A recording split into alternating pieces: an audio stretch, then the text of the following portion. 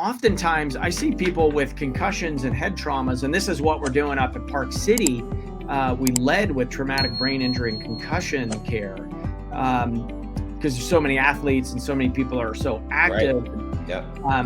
But you can have repercussions. Like if you don't put that fire out, conventional care is like, okay, you know, you're not going into seizures, you're fine, right? Just kind of chill out for a couple days and then, you know, then you're good. But it didn't do anything to put the fire out on the brain. That was head trauma, inflammation. That inflammation is the fire on the brain. So, what is brain regeneration? You know, it's an interesting concept, right? You're not supposed to be able to regrow your brain. You're not supposed to, once you get damage, it's supposed to be gone forever. And, you know, I've been in medicine for 22 years as a naturopathic physician and licensed acupuncturist. And every year I'm in practice, I get more and more confident with the body's ability to heal itself. You know, I like to say I do a lot of nothing all day. It's the innate intelligence of you as an individual, and it's the medicine. It's the information that we provide into the innate intelligence. Well, what does that look like in brain regeneration? So I'm honored to work with a lot of folks that have some serious diagnoses in neurodegeneration. Well, what are those? You know, I kind of chuckled on the Creutzfeldt-Jakob. You know, those are not words you typically read every day, right? And it was a rare, very rare condition, 1 in a million. And I always said psoriasis was 1 in a million. And unfortunately, the medical professions agreed with me on that statement. You know, that's mad cow syndrome in people. So people are a little bit, maybe a little more familiar with mad cow syndrome. Depends on how old you are. In the 80s, tainted beef in Europe got released with mad cow syndrome, which is spongiform encephalitis, which is holy brain. Unfortunately, that is what I found myself in that predicament with psoriasis and my children in medical practice. That was 5 years ago now. And it got me into this topic. I graduated medical school 2001. At that point, I specialized in recalcitrant and difficult conditions, meaning you don't want to be the interesting patient under my care because I'm seeing the people that have been to the world experts around the globe and nobody knows what's happening with them. Then fast forward into the practice with psoriasis. You know, here was a 42-year-old developing some memory issues, which is not uncommon. We had just moved, lots of stress, maybe perimenopause, possibly mold. But it became evident to me, I'd never seen anything like this before, especially in my then wife, Soraya. Within 2 months, she lost the ability to speak. She lost her memory. We needed 24/7 care. Over the next 16 months, it just was a deterioration of her state of being. I mean, we did everything that we could, and I swung for the fence as loving husband and physician. It's like a tragic spot for a doctor to be in. It's like nothing you do makes a fucking matter, you know? Right. But so it was, you know, a tremendous amount of growth for me, you know, navigating that grief and loss process. I feel like I came through with an open heart, and in a weird, such an odd and beautiful way, it reinstated my faith in the oneness of all of, you know, we're pretending to be separate in this reality right now. It's really real, but it is also, you know, it's also an illusion. So, you know, it really gave me the power to speak into that reality, Tim. And I came through open-hearted. I knew I didn't want my suffering to be for naught. And I uncovered some amazing therapeutics that are helping thousands of people today. I wrote a book on Parkinson's called Shake It Off, an integrative approach to Parkinson's solutions. And ran a brain regeneration Now, summit. is that Parkinson's solutions? Is that the same as Parkinson's disease? Yeah, that's Parkinson's disease. Okay. Yeah, Michael J. Fox made famous there. Right. In all of that, in the brain regeneration, that was your question. I know this is my long-winded answer for you. Yeah. but that's really what inspired me, is like taking a stand for people's health, and in particular employing and deploying everything that I learned on how do you regenerate the brain. So that's what I'm up to today. I have a couple centers around the country. We're coming together under a new name too, which is exciting to talk about, and I can share that with you too. Yeah. But that and brain regeneration, we have Timothy, Superman, Christopher Reeves, to thank for really breaking ground up to the point of his accident. He was a paraplegic. He's the first one to start walking again after that accident. Before he did that, it wasn't even considered possible. I've had folks with Alzheimer's, stage 2, couldn't do 1 + 1 math. After our Camp Nature Cures, my brain regeneration program, they're able to rattle off multiplication factors. I have people living with Parkinson's disease with no evidence of disease, and they were crippled on their couch. So again, I full on allow for the possibility for healing. I'm not claiming cure by any means. Right. But brain regeneration we're living at an amazing time, my friend. Wow, that's amazing.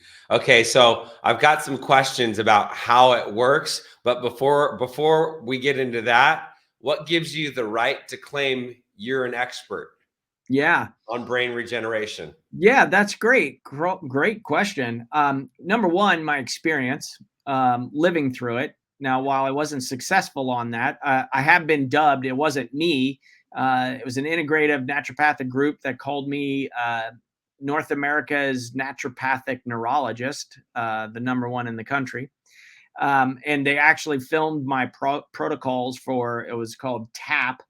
They flew me to Chicago. They wanted me to teach other providers because, what you learn in complementary alternative medicine, and actually even in neurology, neurologists have the highest suicide rate, one of the highest in the medical profession, because they can diagnose like anybody's business, but they really don't have a lot of solutions for people.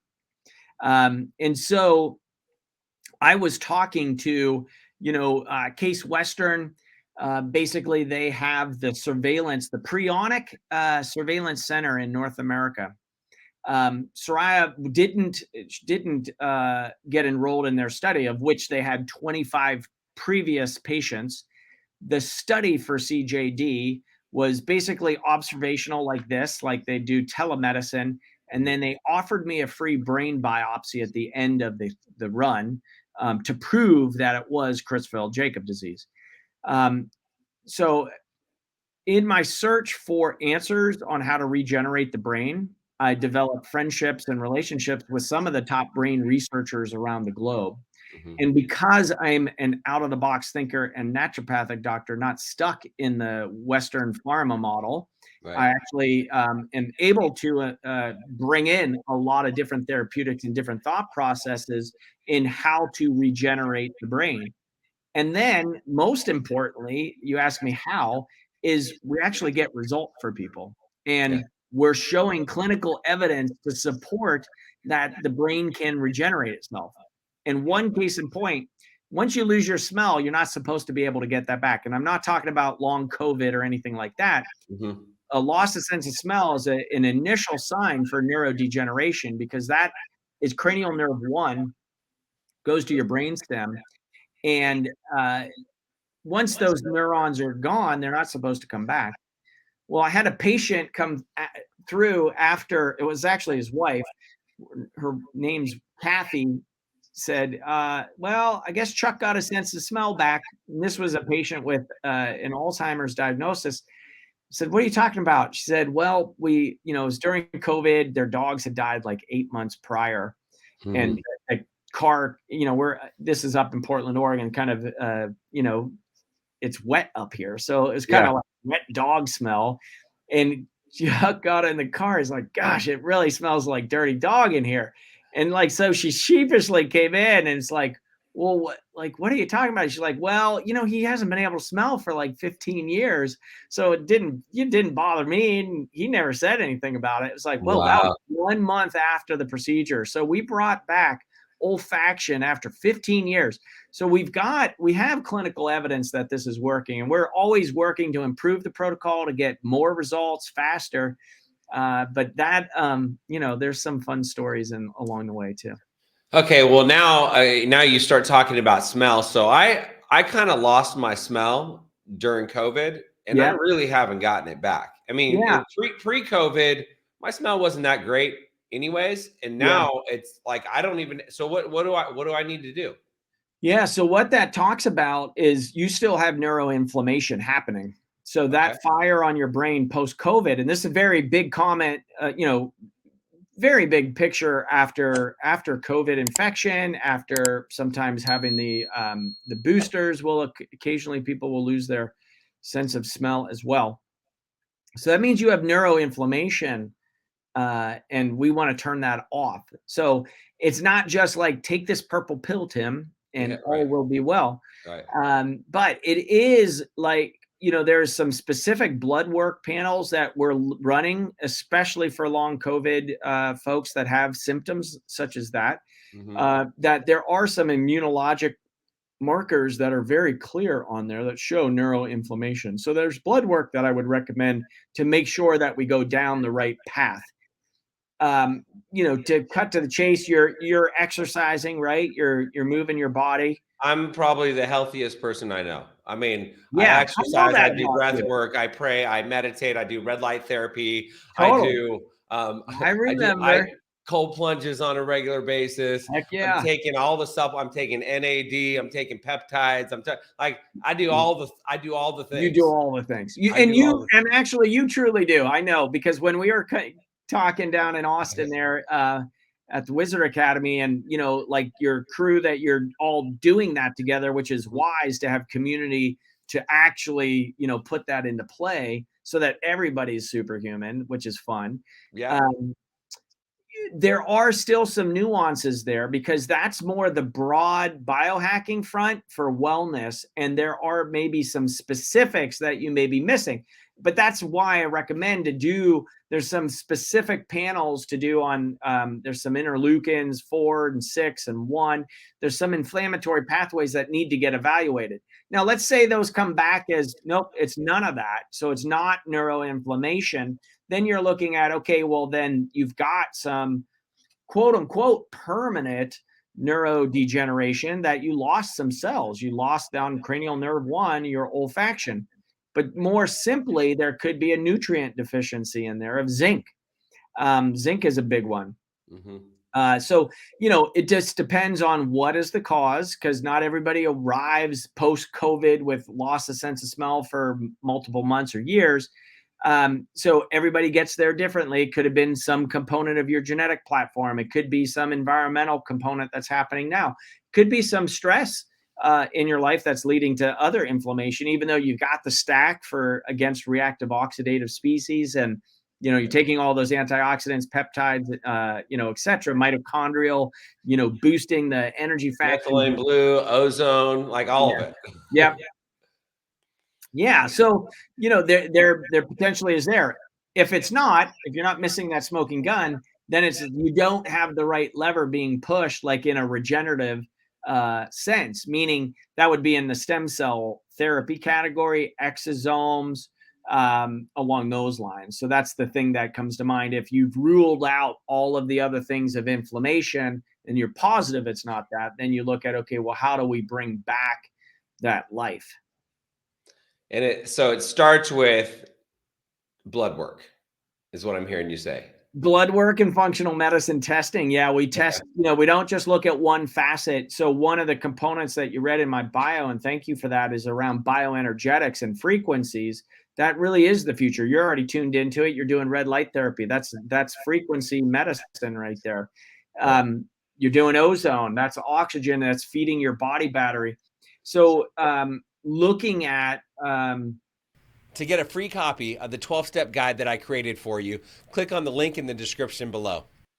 Those aspects. So we do a voice scan. We actually do a voice scan that gives you a hologram of your biofield. So the bioenergetics of the body. That's I'm actually going to a mastermind later tomorrow. Come to think of it, it's tomorrow. Thursday is tomorrow.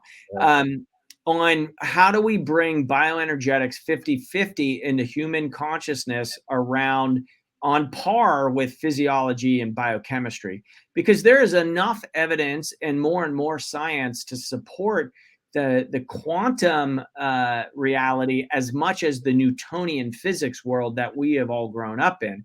And I actually, by putting those therapeutics into clinical practice, in addition to the biochemistry, physiology, the more mattered world of therapeutics, bringing in the frequency medicines of sound and light, lasers, chanting, we even put into, chakra cleansing. We do it all here, Tim. But by addressing all of the facets in a truly integrative fashion with an order, we get better and quicker results for people. Wow. I'm looking forward to talking about your Nature Cures Brain Regeneration Camp. Yeah. We'll get to that soon. Okay. Okay. So with Soraya, do you think that if you knew what you know today, you could have saved her or extended her life or made her happier or I think we extended her life. Now, the quality of her life that we extended, I'm not sure, but I don't know if you or your listeners have been out there and had a loved one with their life on the line. I knew I wanted to leave it all on the field. And I didn't want to think like, oh, I should have done this. Like, I employed freaking psychics. I mean, I went for it. Like, any option, I wanted to uncover every stone I could, because I knew for myself, for the kids, for her kids, we needed to do that. And that's why I say I came through really wholehearted, open-hearted being, because I knew I did everything I could. I mean, I was calling researchers at Scripps University. They're doing IV NAD on mice to inactivate prions. Now, prions, which I didn't really talk about, I don't know if that's interesting to you and your crew. And I don't know what a prion is. Well, you should. Okay. So I'm glad I brought it up. So these are underlying, and so this is why I wrote about Parkinson's, is because nobody has Creutzfeldt-Jakob disease. Well, not nobody, but 300 people in North America have Creutzfeldt-Jakob or CJD a year. That's not a lot of people. But I got the prionic textbook. So number one, prion. 1987, Stanley Prusiner, UCSF, got a Nobel Prize for the discovery of prions. They were not known before then. Okay. People thought they were viruses or something else, but it's a misfolded protein that has no genetic material. It's kind of like a senescent cell in the longevity world. Is, you get these senescent cells that are zombies that start turning off other cells and create rapid aging. Well, the same thing, a prion acts that way, but it misfolds other proteins. And that's how, like, CJD becomes, you get holes in your brain. So it's like basically spongiform encephalitis. So spongiform looks like a sponge, encephalitis, your brain looks like a sponge. Well, other proteins that misfold, because I got the first textbook, it's still in the first textbook of prionic diseases, alpha-synuclein, that's at the root of Parkinson's disease. Beta amyloid plaque, that's at the root of Alzheimer's.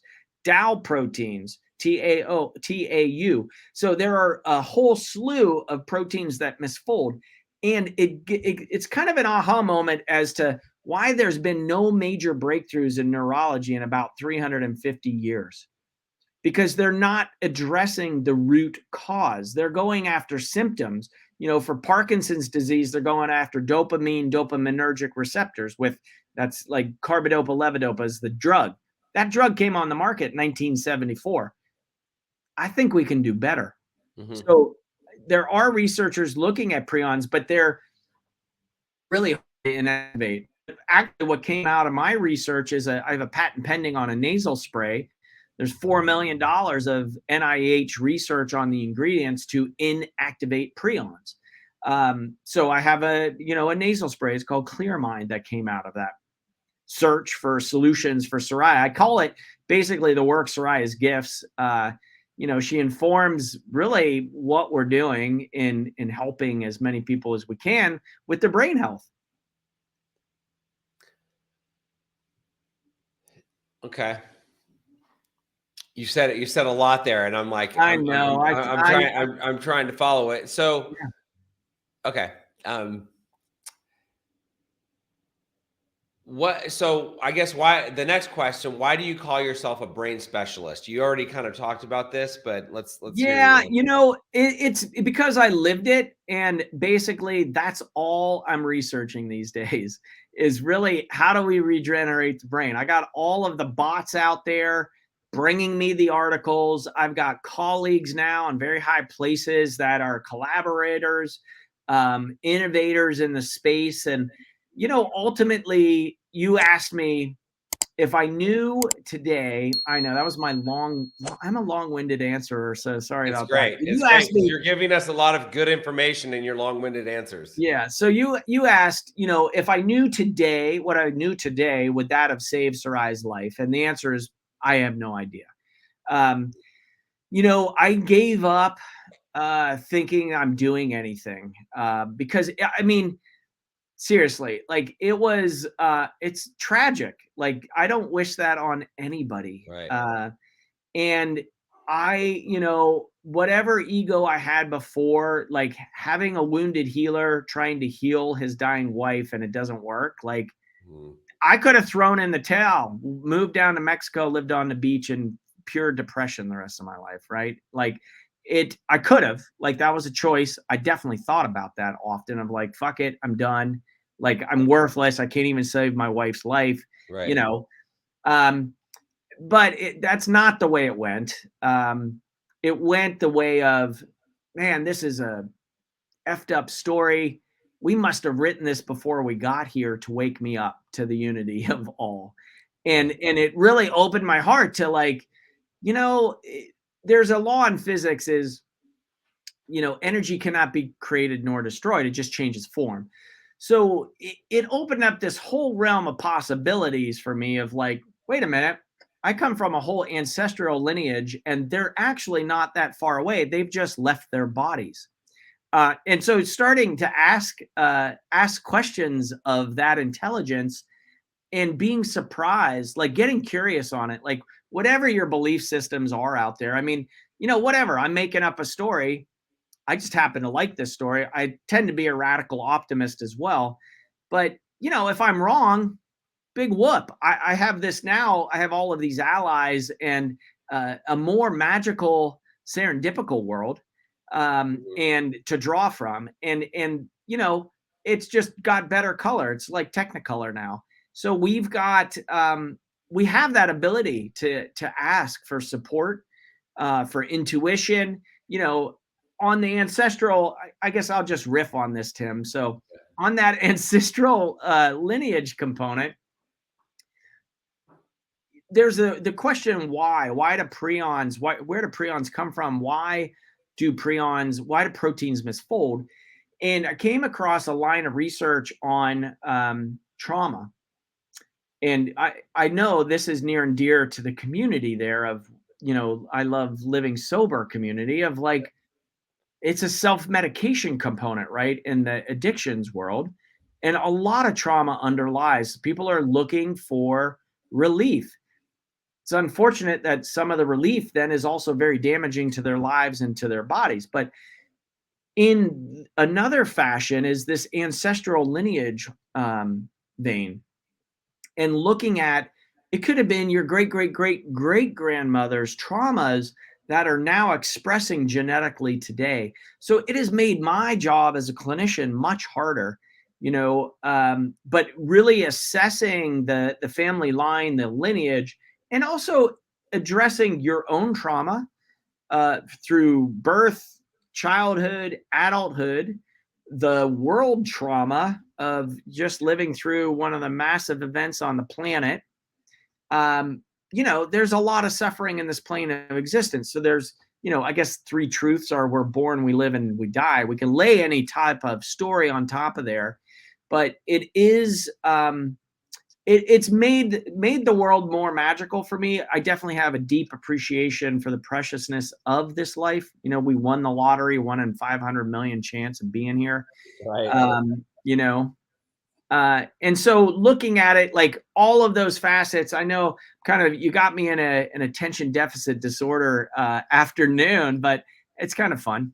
Yeah, well, and as you're talking, I'm thinking about, life happens for me, not to me. Is Yeah, that your whole experience with Soraya? On yeah, one hand, you're like, screw this, I'm out of here. But then yeah, on the other hand, it's like, hold on, it's like all of these things happened. What does it mean? And yeah, let me continue moving forward. yeah, yeah, And and that's what I believe. And then inflammation. So I did an interview with Danny Williamson, and the title of the interview was "Inflammation is the Devil."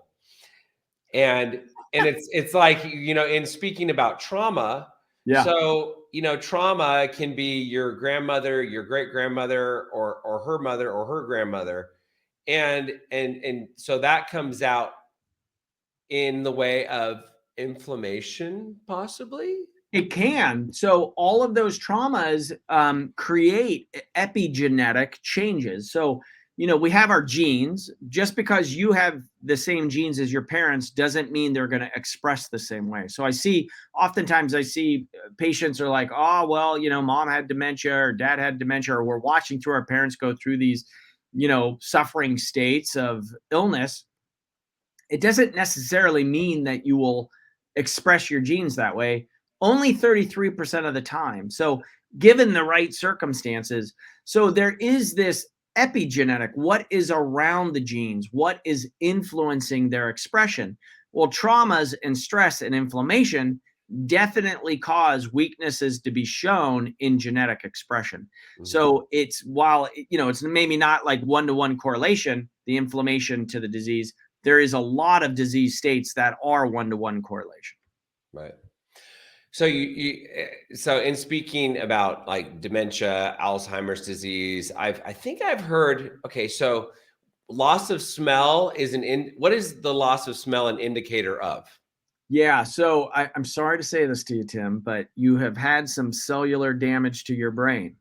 Okay. So, because it means you've lost receptors to process that information. Hmm. So if it's long term, now there are short term losses. That doesn't mean the neurons or the nerves died. Hmm. But the long term, that's why I brought up the story of Chuck with his wife and the wet dogs. Right. He hadn't had his smell for 15 years. That is assumed cellular death at that point. He also Right. had Alzheimer's, which is more cellular death. Right. But we're showing benefit in significant serious pathologies. So the good news is for the post-viral syndrome that you've gone through or others that have lost their sense of smell, it can be, though, one of those telltale signs. Like we do a skin scratch test, right? Remember the scratch and sniff books of childhood. Yeah. Well, loss of sense of smell is an early sign of brain damage and, you know, possibly memory loss. So now I had a traumatic brain injury in 1996. Could Mhm. my loss of smell stem from my traumatic brain injury? Totally. You know, traumatic brain injury, and that's why we're talking about brain frequency with you, Yeah. right? Yeah. Yeah. Is so having that trauma creates inflammation. Oftentimes, I see people with concussions and head traumas, and this is what we're doing up in Park City. We led with traumatic brain injury and concussion care because there's so many athletes and so many people are so Right. active. Yeah. But you can have repercussions. Like if you don't put that fire out, conventional care is like, okay, you know, you're not going into seizures, you're fine, right? Right. Just kind of chill out for a couple days and then, you know, then you're good. But it didn't do anything to put the fire out on the brain. That was head trauma, inflammation. That inflammation is the fire on the brain. And so I've seen people 5, 10 years after an accident, and they're still in they're still having sequelae or the after effects from the head trauma and the concussion with, you know, personality changes, Hmm. emotional control issues, basically inflammation on the brain.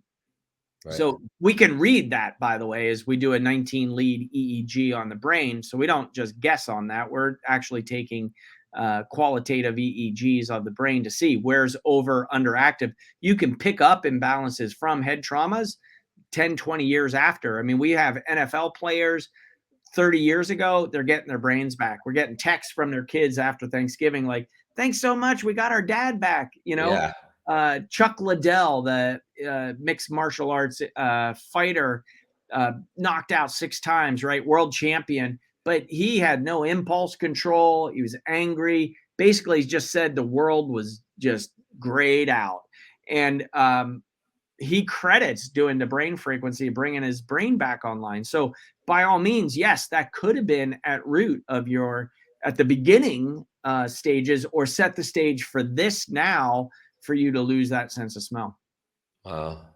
If you got value from this video, if you heard what you needed to hear, be sure to like it. Comment if you've got a question or you have something to say. Subscribe to the channel. Camelback Recovery provides treatment services for people struggling with mental health, mental illness, addiction, alcoholism, whatever it may be.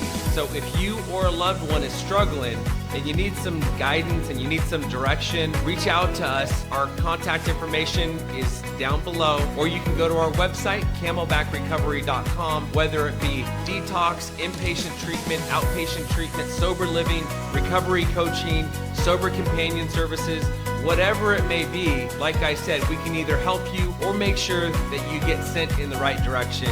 We help people all over the country, all over the world for that matter. I'll see you on the next video.